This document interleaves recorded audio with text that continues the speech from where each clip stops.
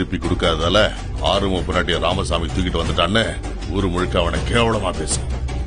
எபிசோடில் பார்த்தீங்கன்னா ராமசாமிங்கிற ஒருத்தர்கிட்ட நம்ம ஆறுமுகம் கடன் வாங்கியிருந்திருப்பாங்க.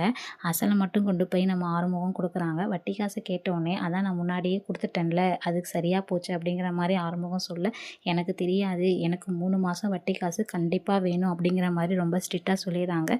அதெல்லாம் தர முடியாது அப்படிங்கிற மாதிரி நம்ம ஆறுமுகம் சொல்கிறாங்க. எனக்கு நாளைக்குள்ளே நீ கொடுத்தே ஆகணும் அப்படின்னு அவங்க சொல்லிட்டு அங்கேருந்தே கிளம்பிடுறாங்க. சாமியோட ஆளுங்க ராமசாமி கிட்ட ஆறுமுகம் பேசுகிறத பார்த்தா அந்த காசை தரமாட்டான் போல அப்படின்னு சொல்கிறாங்க. அவன் மட்டும் காசை தரலைன்னா அவன் பொண்டாட்டியை வந்து தூக்கிடுங்க, அந்த அசிங்கத்திலேயே அவன் பணத்தை கொண்டு வந்து கொடுத்துருவான் அப்படிங்கிற மாதிரி சொல்கிறாங்க.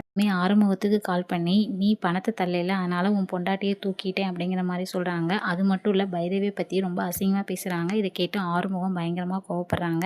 அடுத்த வாரம் ப்ரொமோவில் பார்த்தீங்கன்னா ராமசாமியை போய் நம்ம ஆறுமுகம் பயங்கரமாக அடித்து நொறுக்கிடுறாங்க. பைரவியும் வந்து காப்பாற்றிடுறாங்க.